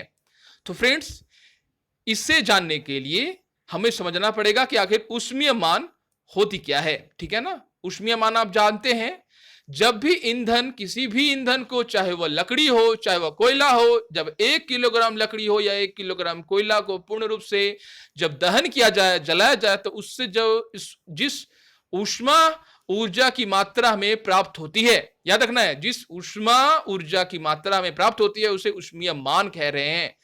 ईंधन की दक्षता इसी से ही निकाली जाती है। ध्यान देना है, ऊष्मीयमान से ही ईंधन की आखिर दक्षता कितनी है, वह कितनी हमें एनर्जी दे रही है, ध्यान देना है। अब ऊष्मीयमान को आखिर हम कैसे प्रदर्शित कर सकते हैं, कैसे हम निकाल सकते हैं, उसकी मात्रा को बता सकते हैं लोगों को। तो आपको केजी, ठीक है, आप देख पा रहे हैं, पर, ठीक है ना, केजे पर केजी यानी किलो जूल प्रति किलोग्राम। आप देख पा रहे हैं, ईंधन के ऊष्मीयमान को किलो जूल प्रति किलोग्राम मात्रक द्वारा हम दिखाते हैं या फिर प्रदर्शित करते हैं। ध्यान देना है। साथ में आपको यह बात भी जान लेनी है फ्रेंड्स कि आखिर जो आदर्श ईंधन है ना, उसमें किसी भी प्रकार का जो राख है वह हमें नहीं मिलता है, ठीक है ना। यह बात भी आपको जो समझनी होती है। अब है आपको जान लेना कि विभिन्न प्रकार के ईंधन का ऊष्मीयमान, जो कई बार एग्जाम्स में आपको पूछा भी जाता है। जैसे गोबर के उपले हैं, उसका ऊष्मीयमान काफी कम होता है। लकड़ी का उससे कुछ ज्यादा होता है ऊष्मीयमान। कोयला का उससे कुछ ज्यादा, आप देख पा रहे हैं ना। और पेट्रोल का होता है 45,000 किलो जूल पर केजी। मिट्टी का तेल का 45,000 पर केजी, ठीक है ना। और डीजल का अब है सबसे जो ज्यादा होता है वह होता है एलपीजी का। आप देख पा रहे हैं यहां से, ठीक है ना। हमारे घर में जो एलपीजी इस्तेमाल होती है, लिक्विफाइड पेट्रोलियम गैस जिसका इस्तेमाल होती है, वह है 55,000 किलो जूल पर केजी। इसका ऊष्मीयमान इतना होता है। और हाइड्रोजन आप देख पा रहे हैं, हाइड्रोजन का ऊष्मीयमान आप देख पा रहे हैं 1.5 लाख किलो जूल पर केजी होता है फ्रेंड्स। हाइड्रोजन का ऊष्मीयमान काफी ज्यादा होता है, इसलिए हाइड्रोजन का इस्तेमाल हम करते हैं रॉकेट लॉन्चिंग में, ठीक है ना। याद रखना है आपको, हाइड्रोजन का ही हाइड्रोजन को ईंधन के रूप में रॉकेट जब लॉन्च किया जाता है, जब मंगल वगैरह में जब सैटेलाइट्स उपग्रह भेजे जाते हैं, रॉकेट में ईंधन के रूप में हाइड्रोजन का इस्तेमाल होता है। क्यों होता है? क्योंकि इसका ऊष्मीयमान काफी ज्यादा होता है, काफी तेज होता है, ठीक है ना। याद रखना है आपको इन बातों को। तो फ्रेंड्स, अब आपको जान लेना है कि आखिर ईंधन से जो हानिकारक पदार्थ जो हमें प्राप्त होते हैं वो आखिर क्या होते हैं। लकड़ी, कोयला, जो भी ईंधन जल रही है ना फ्रेंड्स, उसमें से कार्बन जो है वो कण छोड़ते हैं, क्योंकि ये जनरली कार्बन से ही बने होते हैं। लकड़ी में भी कार्बन उपस्थित होता है, कोयले में भी कार्बन उपस्थित होते हैं, ठीक है ना। पृथ्वी के बहुत समग्र ही ऐसे जो वस्तुएं हैं जो ज्यादातर कार्बन से ही बने होते हैं। याद रखना है आपको, ठीक है ना। इनके जलने पर कार्बन जो है वो निकलती है। जब भी लकड़ी को जलाया जाता है, कोयले को जलाया जाता है, पेट्रोल को जलाया जाता है, ठीक है ना, ये प्राकृतिक संसाधन है। लेकिन साथ में आपको यह बात भी जान लेनी है, इनको जलाने से कार्बन के जो कण हैं वो बाहर निकलते हैं और वायुमंडल में मिलते रहते हैं, जो हमारे लिए काफी खतरनाक है। साथ में आपको जान लेना है कि ऐसे ईंधन जिसका दहन आधा अधूरा होता है, उससे उत्पन्न होते हैं कार्बन मोनोऑक्साइड। काफी खतरनाक गैस है, काफी विषैली गैस है, ठीक है ना। इसीलिए बंद कमरे में कोयला जलाना खतरनाक होता है, ठीक है ना। और आपको मना किया जाता है कि बंद कमरे में कोयला जलाकर सोने से, ठीक है ना। ऐसा कई बार देखा गया है कि जाड़े के सीजन्स में, विंटर के सीजन्स में कमरे को बंद करके उसमें कोयला जलाकर आदमी सो जाते हैं। काफी खतरनाक होता है ये, ठीक है ना। और साथ में आपको यह बात भी जान लेनी है फ्रेंड्स, दहन जितने भी हो रहे हैं पूरे विश्व में, कल कारखानों से निकलने वाला धुआं और वाहनों से निकलने वाला धुआं, जिससे पर्यावरण प्रदूषित हो रहा है और साथ में बढ़ रही है हमारे इस पृथ्वी की ऊष्मा, जिसे हम लोग विश्व उष्णन कह रहे हैं, ग्लोबल वार्मिंग कह रहे हैं। ग्लोबल वार्मिंग में हो क्या रहा है, चलिए इसे समझते हैं। जब भी हम ईंधन को जलाते हैं, इस प्रकार के ईंधन को, ठीक है ना, तो कार्बन की जो मात्रा है जो बाहर निकलती है, वह कार्बन की मात्रा सूरज की जो प्रकाश है उसे कैप्चर करने लगती है, उसे पकड़ने लगती है। ऐसा करने से पृथ्वी की जो वातावरण है काफी गर्म हो जाता है, ठीक है ना। और यह गर्म वायुमंडल जो है यह काफी खतरनाक होता है। इससे क्या होता है, पृथ्वी के तापमान में वृद्धि होने लगती है, ठीक है ना। और जो भी मेरु है, ठीक है ना, जो भी ध्रुव है, उस पर जो भी बर्फ है आर्कटिक और अंटार्कटिक में, वह पिघलने लगते हैं और हमें काफी गर्मी जो है वो फील होने लगती है। याद रखना है आपको फ्रेंड्स, सूरज की जो ऊष्मा है उसके 2 अरबवां भाग सूरज की रोशनी का, सूरज के तापमान का हम लोग 2 अरबवां भाग ही सिर्फ प्राप्त करते हैं, उसमें ही इतनी गर्मी हमें लगती है। याद रखना है, ग्लोबल वार्मिंग में जो मुख्यतः जो गैस रेस्पॉन्सिबल होती है वह होती है कार्बन डाइऑक्साइड। यह भी कई बार आपको एग्जाम्स में पूछे जाते हैं, याद रखना है आपको बातों को।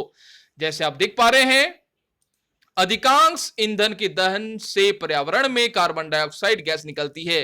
वायु में कार्बन डाइऑक्साइड गैस की अधिक मात्रा संभवतः विश्व उष्णायन का कारण बनती है। याद रखना आपको बातों को फ्रेंड्स, ठीक है ना। साथ में आपको यह बात भी जान लेनी है, जब भी हम कोयले और डीजल के दहन को करते हैं, उन्हें जलाते हैं, तो सल्फर डाइऑक्साइड गैस निकलती है, ठीक है ना। सल्फर और नाइट्रोजन जब निकलती है तो यह फिर क्या तैयार करती है आपको पता है, जब ये वायुमंडल में मुक्त होती है और जब वर्षा होती है, और जब वर्षा के कण, वर्षा के ड्रॉपलेट्स, ठीक है ना, जब इसके साथ मिलते हैं तो फिर तैयार होता है अम्ल वर्षा का। याद रखना है, अम्ल वर्षा सृष्टि करती है ये सल्फर और नाइट्रोजन के ऑक्साइड्स, जब जल वर्षा के जल इसमें घुलने लगते हैं। अम्ल वर्षा काफी खतरनाक होती है, जिस मिट्टी पर पड़ती है उसे अम्लीय बना देती है। उस मिट्टी की जो उर्वरक क्षमता है उससे वह छीन लेती है यह अम्ल वर्षा। जिस भी धातु पर पड़ती है उसे नष्ट करती है। ताजमहल भी जो है उपयुक्त, ताजमहल में उपयुक्त होने वाला जो संगमरमर है, संगमरमर का जो पत्थर है वो सफेद था आज से कई साल पहले, लेकिन अभी वह पीलापन उसमें नजर आता है। इसके पीछे का रीजन है अम्ल वर्षा, ठीक है ना फ्रेंड्स, यह बात भी आपको समझनी है। तो फ्रेंड्स, अगर हमें विश्व उष्णायन से बचना है, अम्ल वर्षा से बचना है, तो हमें करना पड़ेगा, वृक्षों का कटान नहीं करना पड़ेगा, हमें वृक्ष को रोपना चाहिए, ठीक है ना। और जितना संभव हो सके इस प्रकार के ईंधन से बचना चाहिए जो इस प्रकार के नाइट्रोजन और सल्फर के ऑक्साइड्स को तैयार करते हैं। इसलिए आजकल के वाहन जो हैं उसमें इस्तेमाल हो रहा है सीएनजी का और एलपीजी का। ये तुलनामूलक, ठीक है ना, ये कम जो है प्रदूषित होते हैं, बहुत ही कम प्रदूषित होते हैं, यह बात याद रखनी है आपको। इसलिए वाहनों में आजकल सीएनजी और एलपीजी का इस्तेमाल हो रहा है। इससे वायुमंडल भी काफी साफ बनी रहती है और वाहनों को चलने के लिए उपयुक्त ऊष्मा और एनर्जी भी मिलती रहती है। याद रखना है आपको इन बातों को, ठीक है ना। तो फ्रेंड्स, अब हम लोग वीडियो में आगे बढ़ेंगे और जान लेंगे इस चैप्टर से जुड़े क्वेश्चंस और आंसर्स के बारे में। चलिए अब हम लोग जान ले रहे हैं कि आखिर सवाल नंबर 1 में हमसे क्या पूछे गए हैं। जैसा आप सभी देख पा रहे हैं, प्रश्न नंबर 1 पूछा जा रहा है आपसे कि दहन की परिस्थितियों की सूची बनाइए। आपसे पूछा जा रहा है कि वे कौन से परिस्थितियां हैं जिसमें दहन होती है, ठीक है ना, ये आपसे पूछा जा रहा है, तो वो आपको लिस्ट बनाने हैं। तो फ्रेंड्स, इस सवाल का उत्तर मैंने आपको कई बार वीडियोस में भी बताया कि आखिर दहन होने के लिए आखिर कौन सी ऐसी परिस्थितियां होनी चाहिए जिसमें आसानी से दहन हो सकता है, ठीक है ना। तो फ्रेंड्स, चलिए देख ले रहे हैं इस प्रश्न का उत्तर हमें क्या देना है। उत्तर आपको लिखना है, जिन परिस्थितियों में दहन हो सकता है वे कुछ इस प्रकार है। ठीक है ना, जिन परिस्थितियों में दहन हो सकता है वे कुछ इस प्रकार है। तो वे कौन से हैं, चलिए जानते हैं। नंबर 1 में है ईंधन की आवश्यकता होती है, ठीक है ना। और नंबर 2 वायु, यानी जिसमें ऑक्सीजन प्रेजेंस है वायु में, ठीक है ना, उसकी वह आवश्यक है। और नंबर 3 है ज्वलन ताप की आवश्यकता है, ठीक है ना। ये 3 जो पॉइंट है ये किसी भी दहन को होने के लिए आवश्यक है या फिर दहन को होने की परिस्थितियां हैं, ठीक है ना। फ्रेंड्स आगे बढ़ेंगे, देख लेंगे सवाल नंबर 2 में हमसे क्या पूछा गया है। प्रश्न नंबर 2 आप देख पा रहे हैं, रिक्त स्थानों की पूर्ति कीजिए, ठीक है ना। ये आपका है सवाल नंबर 2 में पूछा जा रहा है आपसे। कुछ आपको स्टेटमेंट्स दिए जा रहे हैं, कुछ कथन दिए जा रहे हैं जो ब्लैंक्स हैं, ठीक है ना। अब वो उन्हें आपको पूर्ति करनी है, उन ब्लैंक्स को भरना है सही शब्दों का चयन करके, सोच समझकर, ठीक है ना। नंबर कॉ में आपसे पूछा जा रहा है कि लकड़ी और कोयला जलने से वायु का डैश होता है। ध्यान देना है, जब भी लकड़ी जलती है, जब भी कोयला जलता है, तो जलने से वायु का क्या होता है, वायु शुद्ध होती है, वायु प्रदूषित होती है, ठीक है ना। तो क्या होता है वायु का प्रदूषण होता है, पॉल्यूशन होता है, ठीक है ना, पॉल्यूटेड हो जाते हैं एयर। वायु का शुद्धिकरण होता है क्या, तो इसका उत्तर होगा नहीं, शुद्धिकरण तो नहीं होता है, वायु प्रदूषित हो जाती है, ठीक है ना। नंबर ख में है, घरों में काम आने वाला एक द्रव ईंधन डैश है। ध्यान देना है, घरों में काम आने वाला एक द्रव ईंधन डैश है। क्या है वो, आप सभी जानते हैं कि आप सबके घर में, रसोई घर में जो घर में काम आने वाला जो ईंधन है, ठीक है ना, वो द्रव्य के रूप में है सिलेंडर्स में भरा, ठीक है ना। वो कौन सा ईंधन है, वह है एलपीजी, ठीक है ना, द्रवित पेट्रोलियम गैस। देख सकते हैं आप, आपके लिए मैंने आंसर्स में भी लिख के रखा है द्रवित पेट्रोलियम गैस, आप देख पा रहे हैं, ठीक है ना। याद रखना है आपको इन बातों को। आगे बढ़ेंगे, देख लेंगे कि आखिर नंबर गौ में हमसे क्या पूछे गए हैं। नंबर गौ, जलना प्रारंभ होने से पहले ईंधन को उसके डैश तक गर्म करना आवश्यक है। वो क्या है, इसे आपको पहले जान लेना है। तो फ्रेंड्स मैंने आपको वीडियोस में भी बताया कि जब भी किसी भी वस्तु को जलने के लिए आखिर वह टेम्परेचर को प्राप्त करना होता है जब वह जल सकती है, उसके बाद से। ध्यान देना है, किसी भी पदार्थ को अगर जलना है तो पहले उसके उस ताप तक पहुंचना है जिस ताप में वह जल सकती है। ध्यान देना है, ठीक है ना। तो उस तापक्रम को हम क्या कहते हैं, उससे हम कहते हैं ज्वलन ताप। आप आंसर शीट्स में भी देख सकते हैं, ठीक है ना। तो ज्वलन ताप तक किसी भी पदार्थ को अगर आप गर्म करें तो ही वह जल सकती है, अन्यथा वह जल नहीं पाएगी। इसीलिए साधारण रूप से कोई भी वस्तु जो कमरे के तापमान में उपस्थित है, पर्दा, घड़ी, बिछौने का चादर, तकिया, कंबल, जो भी कमरे के तापमान या फिर आसपास के हमारे तापमान में जो भी प्रेजेंस है, वो जल नहीं पा रहे हैं क्योंकि वह उस तापमान को रीच, यानी उस तापमान में पहुंच नहीं पा रहे हैं जिसमें वह पदार्थ जल सकता है। उसे हम कह रहे हैं ज्वलन ताप। अगर कोई पदार्थ ज्वलन ताप तक पहुंच जाए, उसका तापमान, तो फिर वह क्या होगा, वह जल उठेगा। ध्यान देना है आपको इन बातों को। आगे बढ़ेंगे, नंबर घ में देख लेंगे, तेल द्वारा उत्पन्न आग को डैश द्वारा नियंत्रित नहीं किया जा सकता है, तो वह क्या होगा, ध्यान देना है। तो मैंने आपको वीडियोस में भी बताया कि वो कौन सा जगह है जहां पर हम जल का उपयोग नहीं कर सकते हैं। इलेक्ट्रिक वाले फायर में, ठीक है ना, विद्युतीय ऐसे जगह, ऐसे आग पकड़ने के स्थान जहां पर विद्युत के शॉर्ट सर्किट से आग पकड़े हो, ठीक है ना। विद्युत वाले प्लेस में आप पानी का इस्तेमाल नहीं कर सकते, जल का इस्तेमाल नहीं कर सकते, और ना ही तेल वाले फायर्स में, तेल द्वारा पकड़े गए आग में, ठीक है ना, उसमें आप पानी का इस्तेमाल नहीं कर पाएंगे। तो आपका सवाल है, तेल द्वारा उत्पन्न आग को डैश द्वारा नियंत्रित नहीं किया जा सकता, तो वह होगा आंसर आपका पानी, यानी जल, ठीक है ना। जल द्वारा आप नियंत्रित नहीं कर सकते, ध्यान देना है फ्रेंड्स आपको, ठीक है ना।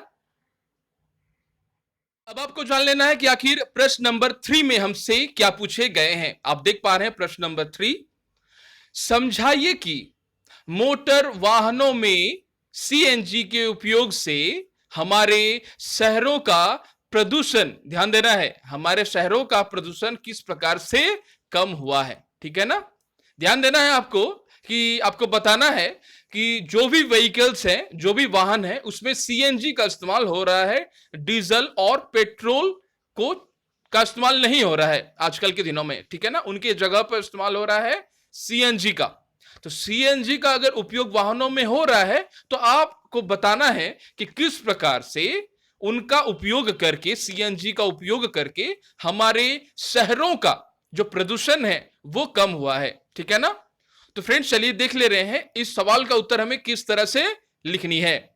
आपको सबसे पहले लिखना है सामान्य ईंधन में सल्फर डाइऑक्साइड, नाइट्रोजन के ऑक्साइड, सल्फर के ऑक्साइड आदि जैसे हानिकारक उत्पादों की मात्रा अधिक होती है। ध्यान देना है, जो भी सामान्य ईंधन होते हैं जैसे पेट्रोल हो या फिर डीजल हो, इसमें क्या होते हैं, ये सामान्य ईंधन है। होता क्या है, इसमें सल्फर डाइऑक्साइड्स की मात्रा जो होती है वो होती है प्रेजेंस। नाइट्रोजन के ऑक्साइड्स जो है होते हैं वो प्रेजेंस होते हैं, सल्फर के ऑक्साइड्स प्रेजेंस होते हैं।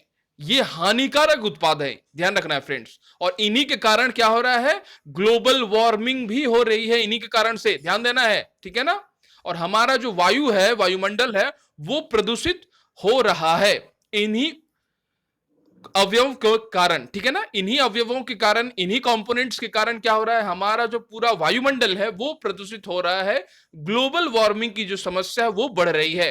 अब आपको बताना है कि सीएनजी का अगर इस्तेमाल हम कर रहे हैं तो फिर हमें क्या लाभ हो रहा है, कैसे प्रदूषण कम हो रहा है। तो जो वायु प्रदूषण के मुख्य कारक हैं, ठीक है ना, कौन है कारक, सल्फर डाइऑक्साइड, नाइट्रोजन के ऑक्साइड, सल्फर के ऑक्साइड, ये सब। ठीक है ना, सीएनजी में इन प्रदूषकों की मात्रा बहुत ही कम होती है। ध्यान देना है, सीएनजी में क्या होता है, इन प्रदूषकों की जो मात्रा होती है वो काफी कम होती है, इसलिए सीएनजी एक स्वच्छ ईंधन है। ध्यान देना है, सीएनजी क्या है, एक स्वच्छ ईंधन है। ठीक है ना, आगे बढ़ेंगे फ्रेंड्स, देख लेंगे कि आखिर प्रश्न नंबर 4 में हमसे क्या पूछे गए हैं। प्रश्न नंबर 4 आप देख पा रहे हैं,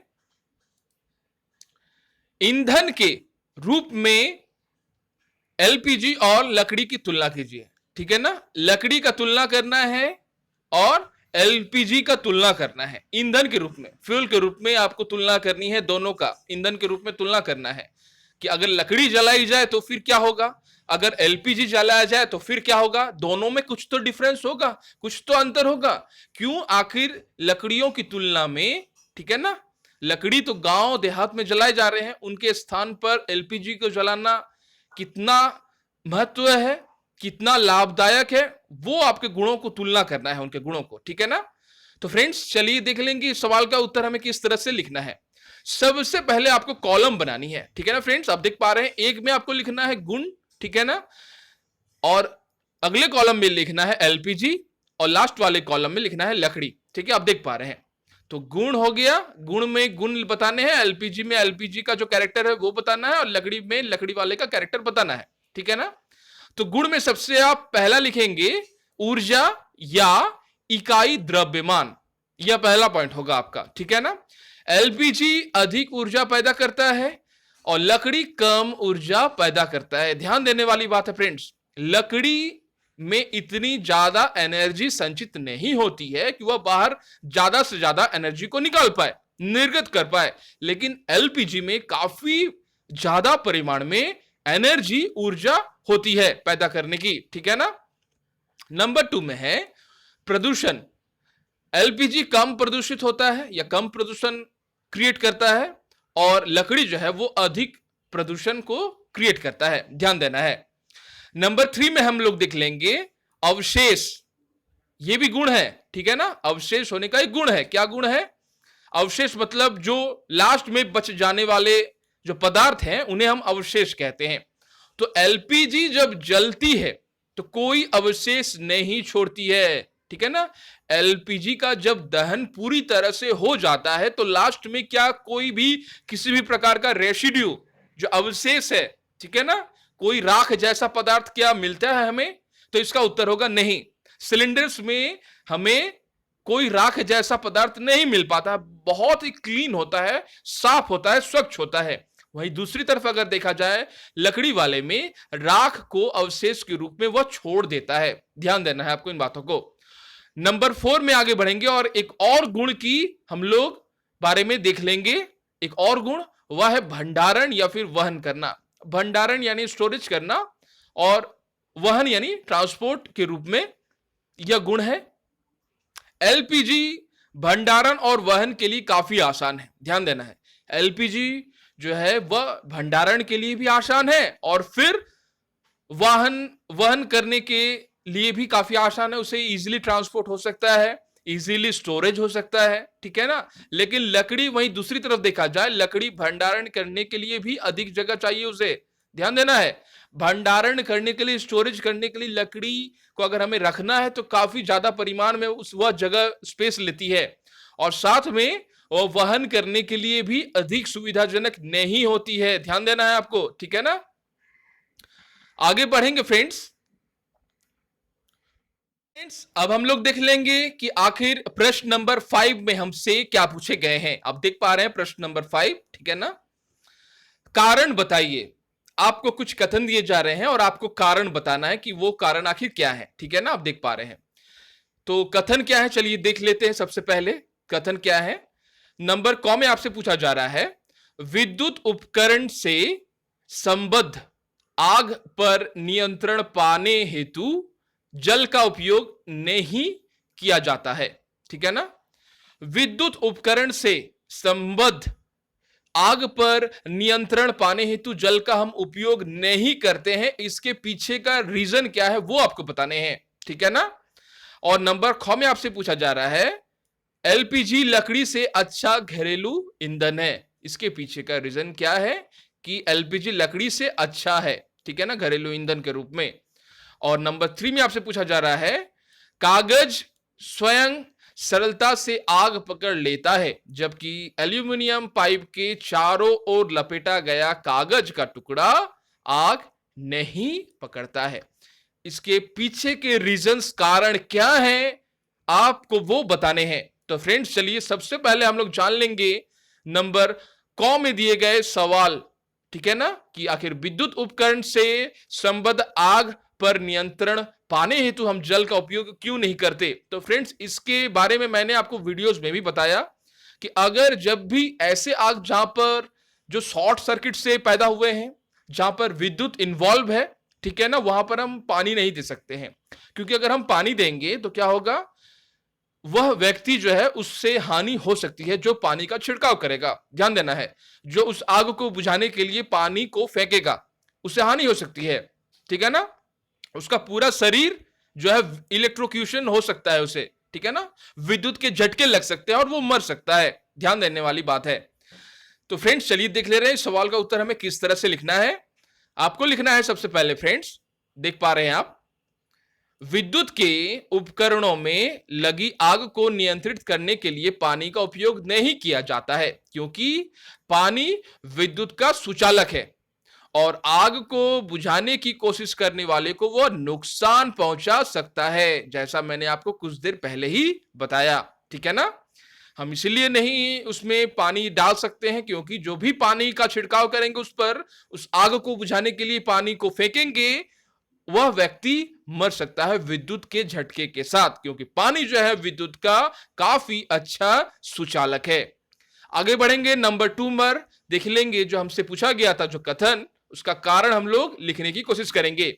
एलपीजी लकड़ी से अच्छा घरेलू ईंधन है, इसके पीछे का रीजंस क्या है। जैसा मैंने आपको कहा, लकड़ी जो है वह, उसके जलने में भी वह काफी टाइम लगती है, लेकिन वहीं दूसरी ओर देखा जाए एलपीजी को जलने में काफी टाइम नहीं लगती है।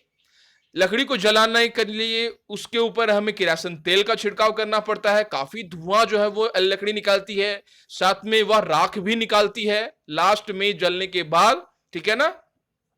तो बहुत सारे कारण हैं और लकड़ी को जलाने के बाद एनर्जी जो होती है, जो ऊर्जा होती है, वो एलपीजी की तुलना में काफी कम होती है। ध्यान देने वाली बात है, लकड़ी को स्टोर करना, ठीक है ना, काफी मुश्किल है, मुश्किल भरा है, और उसे वहन करके ले जाना उसका ट्रांसपोर्ट करना भी काफी मुश्किल है। बहुत सारे कारण हैं जिसके लिए आज घरेलू ईंधन के रूप में लकड़ी के स्थान पर एलपीजी का यूज हो रहा है। ठीक है ना।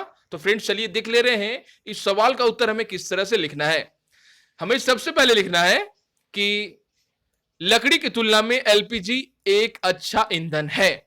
ठीक है। इसके पीछे का रीजंस क्या है? क्योंकि यह आसानी से उपलब्ध है, यह सस्ता भी है, यह मध्यम दर से आसानी से जल जाता है और अधिक ऊर्जा को तैयार करता है या फिर पैदा करता है। जलने के बाद यह किसी तरह का अवशेष नहीं छोड़ता है। यह काफी इंपॉर्टेंट बात है कि जलने के बाद एलपीजी किसी भी प्रकार का अवशेष, राख जैसे पदार्थ को वह नहीं छोड़ता है।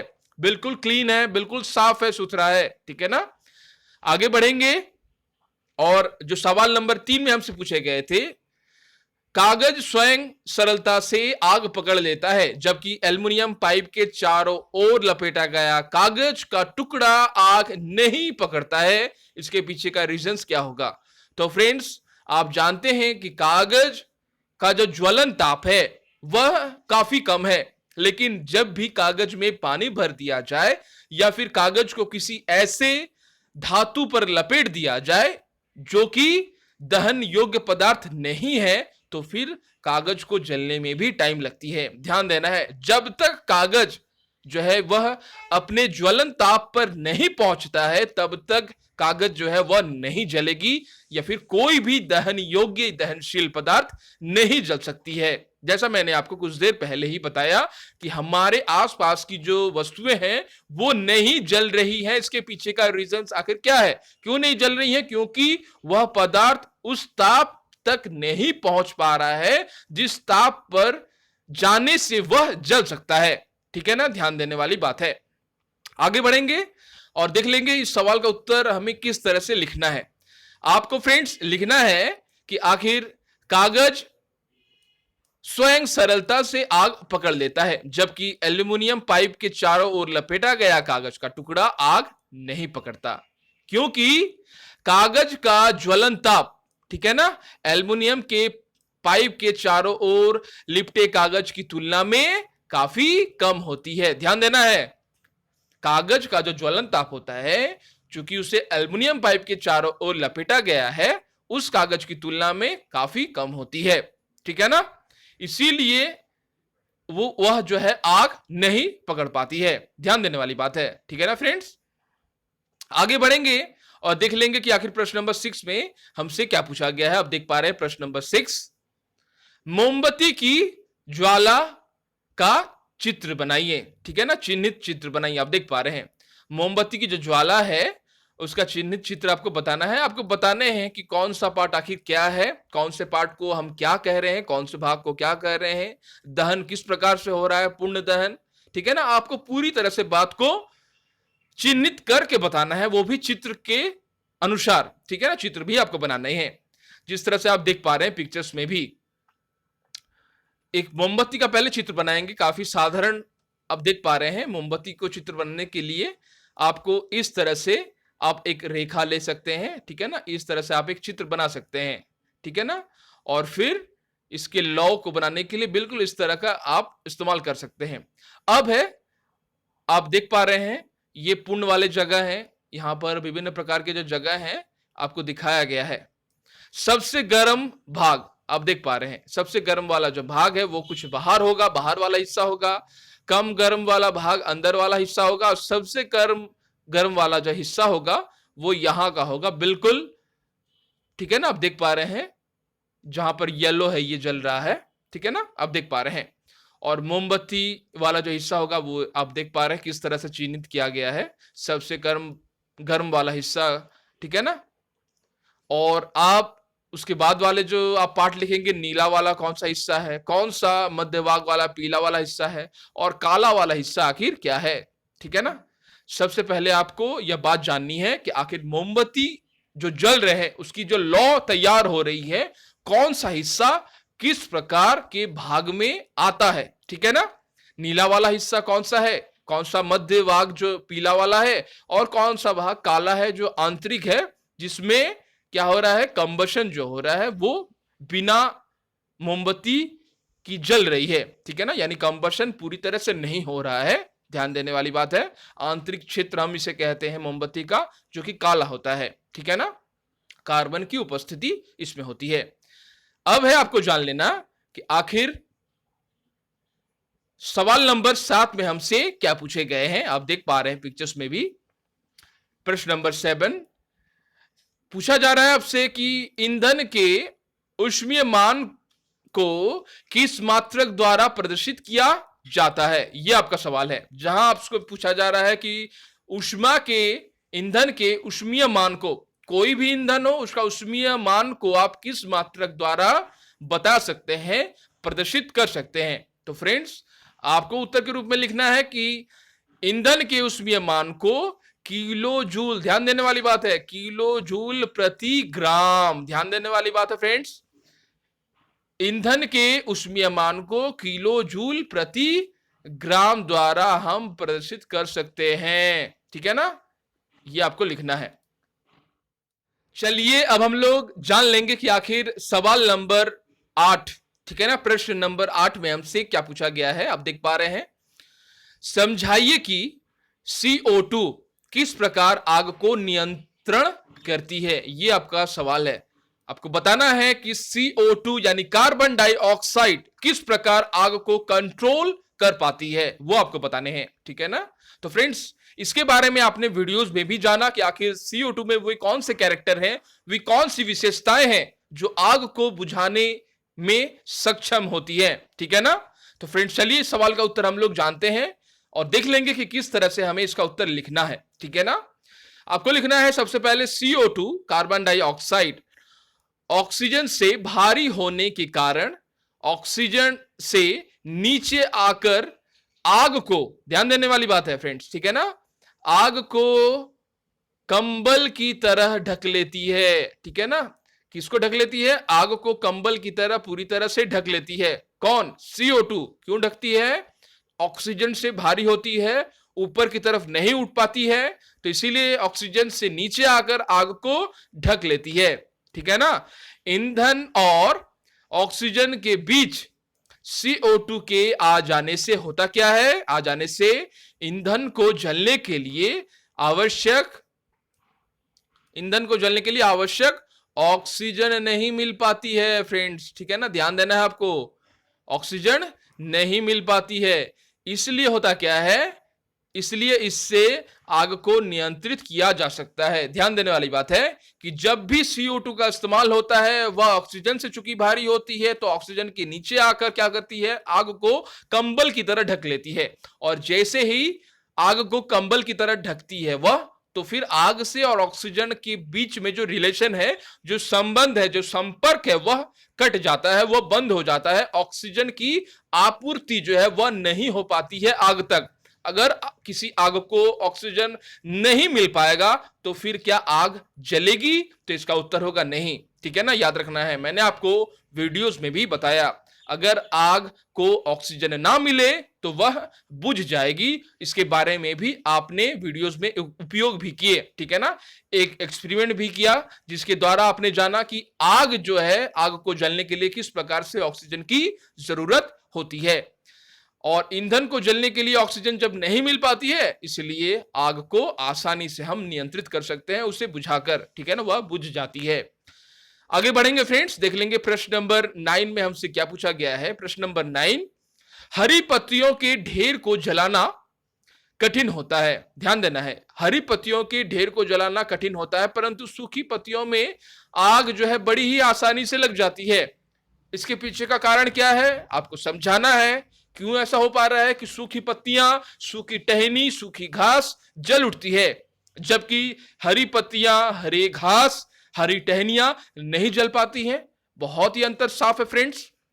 अंतर आपको लिखना है, जो हरी पत्तियों का जो ज्वलन ताप है ना, वह सूखी पत्तियों की तुलना में काफी ज्यादा होती है, ठीक है ना, और उसमें जल वाष्प की जो मात्रा है, जितने भी सारे हरे चीज होते हैं ना, उसमें पानी की मात्रा, जल वाष्प की मात्रा काफी ज्यादा होती है।